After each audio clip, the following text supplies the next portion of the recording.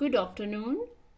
बहुत सारे लोग बोल रहे हैं कि एमएलआईस इंटर्नशिप कैसे करें, ये क्या होता है और इसके रिगार्डिंग हमें इंफॉर्मेशन चाहिए ताकि बच्चे खुद भी बना सके और उनको थोड़ी सी मालूमात पता हो। तो आज हम उसी बारे में बात करेंगे कि एमएलआईस इंटर्नशिप क्या होता है। जैसे कि आप सबको पता है, MLIS masters in library and information science ये एक ऐसी डिग्री है जो हम लाइब्रेरी के लिए करते हैं, लाइब्रेरी की स्टडी के लिए करते हैं। इसी डिग्री में इन्होंने हमें एक इंटर्नशिप दी होती है जो हमें किसी भी लाइब्रेरी में करनी होती है 1 मंथ या फिर 1 मंथ से ज़्यादा। वहाँ पे हमें रिपोर्ट प्रिपेयर करनी होती है और बाकी चीज़ें। बट बहुत सारे बच्चे ऐसे होते हैं जिनके पास टाइम नहीं होता है, जो बाकी स्टडीज़ भी करते रहते हैं साथ ही साथ, और वो ये चीज़ें नहीं कर सकते हैं, वो लाइब्रेरी रेगुलर नहीं जा सकते हैं। तो इसीलिए उनके लिए इग्नो वालों ने रखा है इंटर्नशिप अल्टरनेटिव, यानी कि आप उस इंटर्नशिप के बदले ये अल्टरनेटिव रख सकते हैं। तो आइए देखते हैं इसको कैसे बनाते हैं। इसको बनाने के लिए एक पूरा सीक्वेंस दिया गया है, आपको पूरे गाइडलाइंस एंड रूल्स रेगुलेशंस दिए गए हैं। यहाँ पे आप देखेंगे कि ऐसे इसका ये पैटर्न है। तो आगे चलकर masters of library and information science term paper के लिए है ये। यहाँ पे पूरा आपको डिटेल में बनाया गया है कि इनमें आप क्या कर सकते हैं, आपको क्या अपॉर्चुनिटीज मिलती है, ये कैसे हेल्प आपको करेगा, आगे चलकर कौन सी सिचुएशंस आपको देखनी है, लर्निंग क्या मिलेगी आपको लाइब्रेरी में, क्या टाइम रहना चाहिए, ये सारा सीक्वेंस यहाँ पे बताया गया है। जैसे कि आए हम पढ़ते हैं। Internship for students is an important component of the curriculum. It provides an opportunity to observe the working of a library and information center. It helps the learners to apply their learning in the workplace.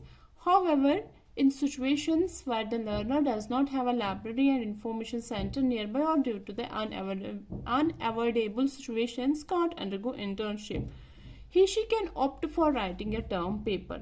तो ये सब यही बता रहा है कि वो ये राइटिंग पेपर ये कर सकते हैं यूज इस टर्म पेपर में, जो कि मैंने आपको पहले ही बताया। A term paper is a research review paper written during a term of study and is generally evaluated to measure an academic achievement. It's an exercise to prepare you for undertaking research in the future and also writing a research paper. तो एक पूरा research paper की तरह होता है, इसमें information भी वैसे ही होती है और बाकी सारी चीज़ें भी उसी तरीके से इसमें होती हैं। The first step while working for a research paper is to decide on an area. सबसे पहले आपको area decide करना है that depends on your interest and relevance. Scope, relevancy, issue in the field are some points that decide the relevancy of the area chosen for the term paper. You may read recent articles in the well-known journal to decide the article of the term paper. Once the area is chosen, the title needs to be formulated depend on the resources in terms of a level of work, time available and is appropriate. You have a draft title to be finalized. That means आपको आपका topic choose करना होता है। इसमें आपको देखना है कि आपको कहाँ स्टेप बाय स्टेप प्रोसेस रहेगा। तो आगे चलकर यही बता रहा है। The next step is preparing a draft synopsis of the paper for which you need to have a conceptual clarity, for which you may have to refer to a classified textbook and encyclopedia that provides background information about the topic. After reading it, you may have a clarity that the themes, sub-themes, and also to be able to map them. Later on, you think that the problem on which you intend to work and write the statement of the problem. Then a decision, the objective, scope, methodology, and analysis has to be taken. You may undertake a study in which you need to have field survey or a literature survey. It depends on your interest, competency and resource decide which one is undertaken. तो आइए यही बता रहा है कि कैसे setup wise आपको करना है और सेटअप तरीके से आप अपना इंटर्नशिप बना सकते हैं। तो कैसे ये है इसका एक्चुअल, मतलब जिस सेटअप से आपको चलना है इस हिसाब से। सबसे पहले आप एक काम करेंगे, आप टॉपिक चूज करेंगे और टॉपिक चूज आप हो सकते हैं, अगर आप लाइब्रेरी के स्टूडेंट हो तो आप लाइब्रेरी के टॉपिक ही देखोगे।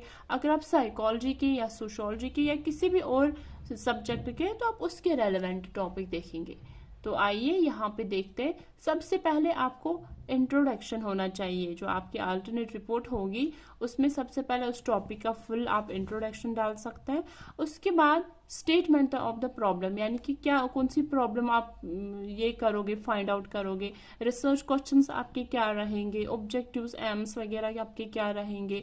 मेथोडोलॉजी, आप कौन सा मेथड यूज कर रहे हो।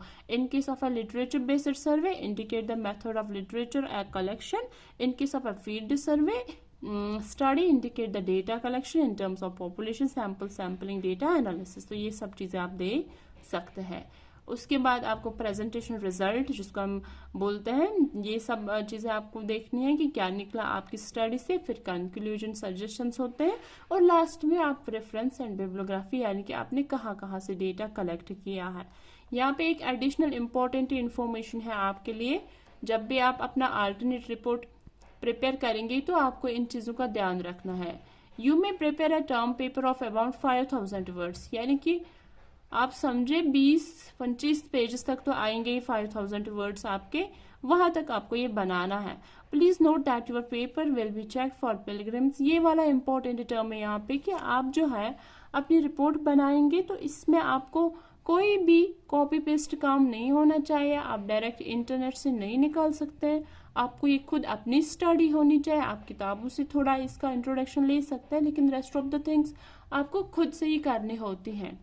And at the time of evaluation it should not exceed a limit of 10%, यानी कि जो अगर आप ले भी रहे हैं नेट से तो 10% से ज़्यादा आप नहीं ले सकते हैं। Evaluation on the term paper will be done on the basis of the paper submitted 7% and viva. तो ये था आपका पूरा, जो कि हम बोलेंगे अल्टरनेट रिपोर्ट। तो इसी तरह मैं अगले वीडियो में आपको पूरा दिखाऊंगी कि मैंने कैसे अपनी अल्टरनेट रिपोर्ट बनाई है, और अगर आपको बनवानी भी है तो मैं बनाती भी हूँ एज ए स्टूडेंट्स की हेल्प के लिए। तो उसके लिए आप मुझे कांटेक्ट कर सकते हैं डिस्क्रिप्शन में। Thank you.